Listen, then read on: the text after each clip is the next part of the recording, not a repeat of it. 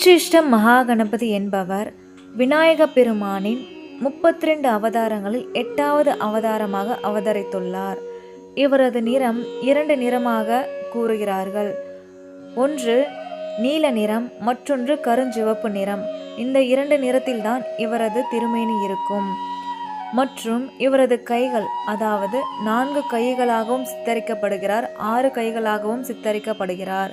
பொதுவாக கோவில்களில் 4 கைகள் வைத்த சுவாமிதான் சித்தரிக்கப்படுகிறார். உச்சிஷ்ட மகாகணபதியின் திருமேனியில் 6 கைகள் உள்ளன. அந்த 6 கைகளில் உள்ள ஆயுதங்களின் அர்த்தங்கள். உச்சிஷ்ட மகாகணபதியின் 6 கைகளில் உள்ள ஆயுதங்கள் என்னவென்றால், 1 மாதுளை பழம், இது வளமை மற்றும் செழிப்பை குறிக்கிறது. 2 அட்சமாலை, ருத்ராட்ச மாலை, அதாவது ருத்ராட்ச மாலையை குறிக்கிறது. இது ஆன்மீக அறிவு மற்றும் மந்திர சித்தியை குறிக்கிறது.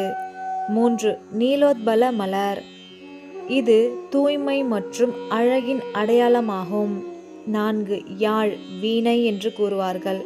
இது கலை, இசை மற்றும் ஞானத்தை குறிக்கிறது.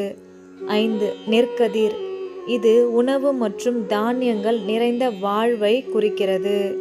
6வது கை நீல சரஸ்வதி தேவியை, அதாவது தன்னுடைய மனைவி, தன்னுடைய காதலியான நீல சரஸ்வதியை அணைத்தபடி உள்ளது.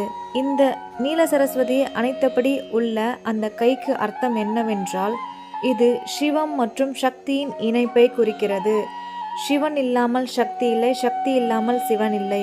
அதாவது இந்த பிரபஞ்சமே சிவசக்தியின் இயக்கத்தால் தான் இயங்குகிறது என்பதை உணர்த்துவதற்காக இந்த 6வது கை தன்னுடைய நீல சரஸ்வதியை அணைத்தபடி உள்ளது. அடுத்ததாக உச்சிஷ்ட மகாகணபதியின் 4 கைகளையுடைய வடிவம். இந்த 4 கைகளையுடைய வடிவத்தில் உச்சிஷ்ட மகாகணபதி என்னென்ன ஆயுதங்களை ஏந்தியுள்ளார் என்பதை பார்க்கலாம். 1 பாசம், அதாவது கயிறு, பக்தர்களின் பாச பிணைப்புகளை நீக்கி நல்வழிப்படுத்துவதை குறிக்கிறது. 2 அங்குசம், உலகியல் ஆசைகளை கட்டுப்படுத்துவதை குறிக்கிறது. 3 மோதக பாத்திரம், மது பாத்திரம் என்றும் கூறுவார்கள். உச்சிஷ்ட மகாகணபதியின் மோதக பாத்திரம் என்பது வெறும் இனிப்பு பாத்திரம் மட்டுமல்ல, அது வற்றாத பேரின்பம், ஞானம் மற்றும் பிரபஞ்சத்தின் முழுமை ஆகியவற்றின் குறியீடாகும். அது மட்டுமில்லாமல் அறிவாற்றல் மற்றும் இனிமையான பலன்களை குறிக்கிறது. 4வது கை அன்னை நீல சரஸ்வதியை அணைத்தபடி உள்ளது. இந்த 4வது கை என்பது இடது மடியில் வைத்திருக்கும் உச்சிஷ்ட மகாகணபதி நீல சரஸ்வதி தாயை தனது 4வது கைகளால் அன்னையை அணைத்தபடி உள்ளார். இதற்கு என்ன அர்த்தம் என்றால்,